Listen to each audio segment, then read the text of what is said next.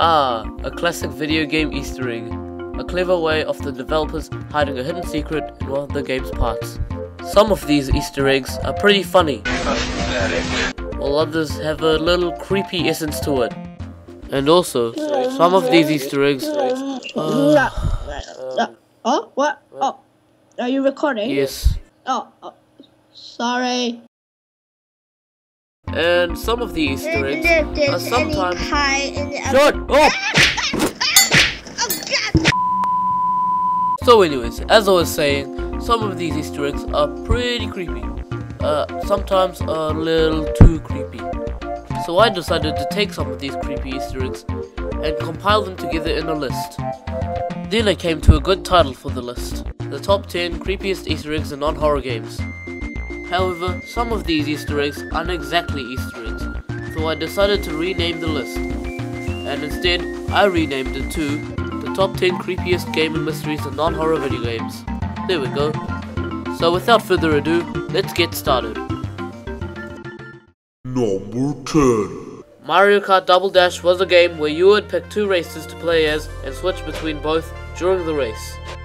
All characters had their own voice tracks, at least about 2 or more, so they could be replayed during the race.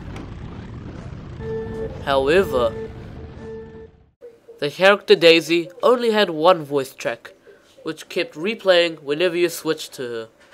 Have a listen.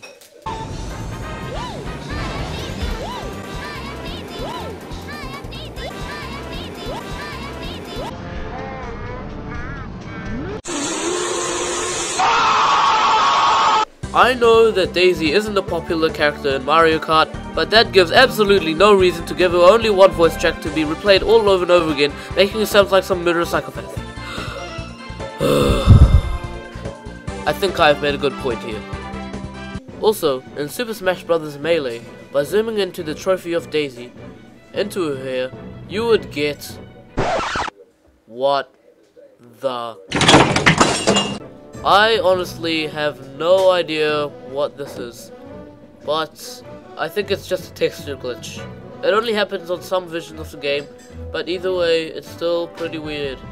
Alright, let's move on to the next one. Number 9. Jam Sessions was a game where you could, well, sing and play guitar. It was released publicly for the Nintendo DS. You were able to play chords using the touchscreen. However, the A6 chord revealed a hidden message when you held it down for quite some time.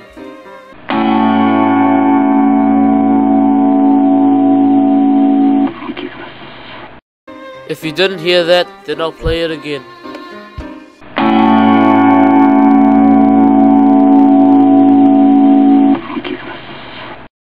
Creepy, huh?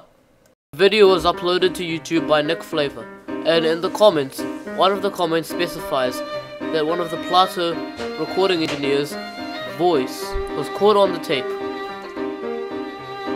He was simply saying Tsugikimasu, simply meaning that he was just going to play the next chord. Well, that clears a lot of things up. Let's move on to the next one. Number 8. Let's go to a place where everything is made of blocks, where the only limit is your imagination. Let's go wherever you want to go. Climb the tallest mountains. Venture down to the darkest caves. Build anything you want. Minecraft is such a wonderful game. Peaceful gameplay, peaceful ambience, and such peaceful animals. Okay, sort of peaceful. There could be absolutely nothing scary about this game, right? Wrong! Nope, I'm not talking about the creepers. I'm actually talking about Herobrine, the guy that looks sort of like the Minecraft character Steve, except with white eyes. See there? Someone even wrote a creepypasta. Okay, I think I'm going a little too fast for you. Let's go back a bit. Apparently, Herobrine only appears in single player mode on Minecraft, which makes it even more weird. Why would there be another player on single player? I thought there's only supposed to be one player on single player. Objection! What if this whole Herobrine thing was just a hoax? You know, all made up, like none of it ever happened. Seems quite likely, doesn't it? Well, guess what? It is. What? No joke. In the creepypasta, it states that Herobrine is actually a dead brother of Notch. However, this was easily disproven by Marcus Persson himself on Twitter, saying that he isn't real in any way at all, and he never actually had a brother. Wow, that's surprising. Okay, I think we can do enough with the Phoenix Wright music, please. I know, it's really disappointing. So as I was saying before, Notch disapproved of the creepypasta, but in a Minecraft update, the update list says that he removed Herobrine. However, this was proven to be a joke just by Notch. So, Mojang, are you going to make up your mind? Number 7. If I told you there was a monkey family in Halo 3, would you believe me? In the map 0117, in the rocky area, inside a little alcove, there is a monkey family. They just sit there, staring at you, holding a teddy bear. It's like the giant teddy bear in MW3. But just look at them. That's so creepy. But a very disturbing fact about this is that if you shoot them, they bleed. Yet they don't blink either. I don't get it. This is just so creepy. Really. Number 6. It's Super Mario Galaxy!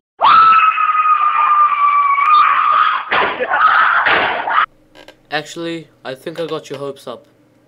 It's Super Mario Galaxy 2. Go to Shiverburn Galaxy and switch to first person view, then look up to the left. You will notice some strange shadows on the cliffs. I know what you're thinking. It must be Bowser. Excuse me, but that looks absolutely nothing like Bowser. These shadows are only found in this level alone, and they're not mentioned anywhere in the game, either. It doesn't matter where you are in the level, they're always there. Someone actually went and hacked into the game to find a texture pattern for this Easter egg. It is called Hell Valley Skytree. Okay, you know what? This is ridiculous. This looks absolutely nothing like a tree.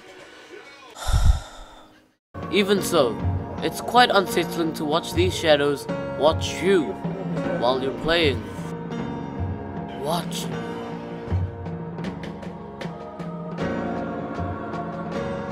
Number 5. The next mystery comes to us from the Game Boy camera.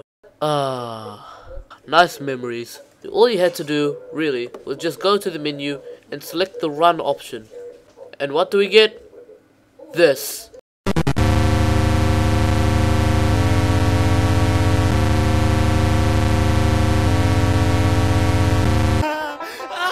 What is that? Oh no, your teeth! They're terrible!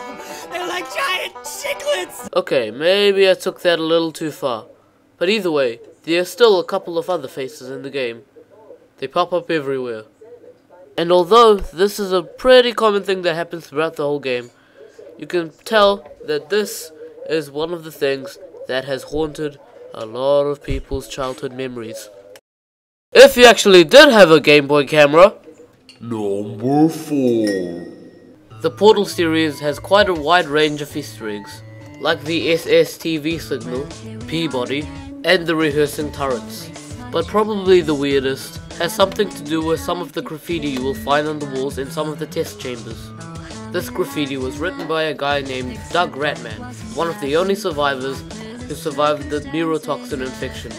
But one thing that really takes the cake is that if you go to the graffiti wall and actually stand next to it, you'll hear voices.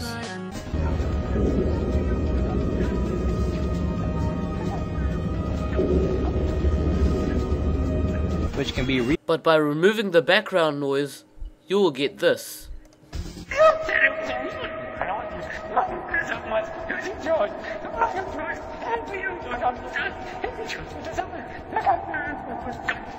That's quite strange. And you probably thought that there was no more Rattman mentioned in the game. No! In the ending sequence, if you look very closely, you can see Doug Rattman actually lurking in the shadows.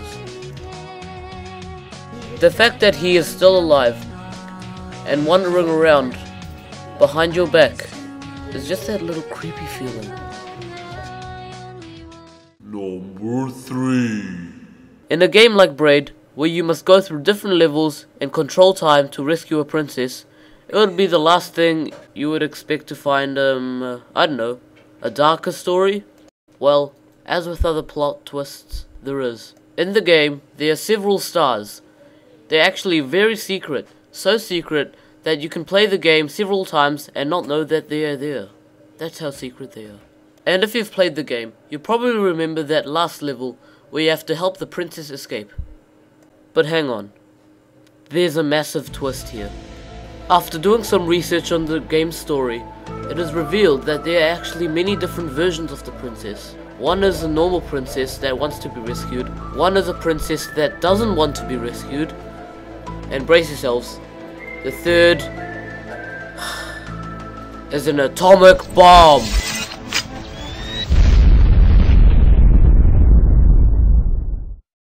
Yep, by getting all the stars and getting to the last level, you end up with an atomic bomb. But why? Let me tell you. The character's name you play as is Tim. When spelled backwards, it spells MIT, which is the school that was associated with the atomic bomb discovery in Manhattan, which just so happens to be where Braid is set. This is no coincidence. But in association with this, the thing is, the princess is actually running away from you, and she has a split personality. And one of the background screens shows a burning city, which is obviously Manhattan. The attic screen also has a strange message on show, so the entire game is based on a World War II-like story about the atomic bomb in the making. Number 2. There aren't much pics to show for this Easter egg, so we'll just have to make some up. In all honesty, I don't know what you have to do in the game, Polybius, but from what I've read, it has caused some nasty things. I don't exactly know what you have to do in the game, but you can actually download the game from the internet and play it. But I'm not going to do that, because Polybius has been disturbingly said to have brought suicidal thoughts to the people who played it, and other side effects like insomnia, horrible nightmares, and even some considered advising against gaming at all. Parts of the game triggered epilepsy, and even so that Secret Service agents came to collect data from the game. It's obvious it wasn't for marketing purposes, but it's most likely to be for how the game affected its players. So if I could apply my own personal words to this info, I recommend to not play it. The stakes are exceptionally high. It's for your own life. The Simpsons provided their own cameo of Polybius though. Well, that almost brings us to the end of this list. Before we switch to number 1, let's recap on the previous mysteries. Number 10, Daisy. Number 9, the Jam Sessions message. Number 8, Hero Bird. Number 7, the Monkey Family. Number 6, the Cliff Shadows. Number 5, Who Are You Running From? Number 4, Doug Rattman. Number 3, the Atomic Bomb. Number 2, Polybius. Now, for the moment you may or may not have been waiting for. Here is... Number 1.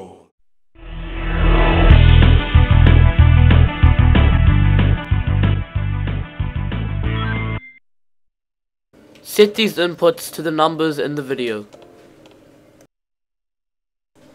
Once you have done, you will come up with this.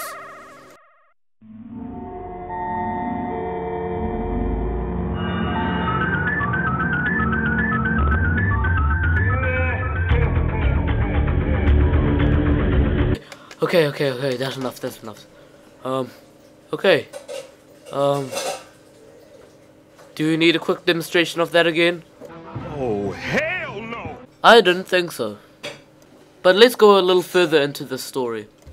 What is this? I mean, there's nothing creepy about it, apart from the music.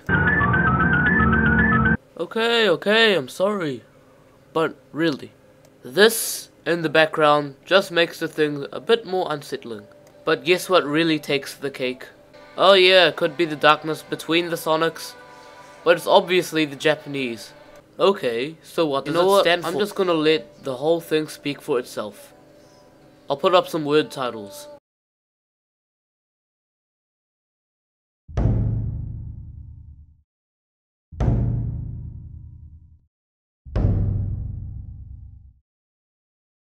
I would definitely complain about that. And that is exactly what some of the players did. And guess what Sega replies with? They say it was a joke. Well, you know what? At least they apologized and said they would never do it again. Thank you, Sega.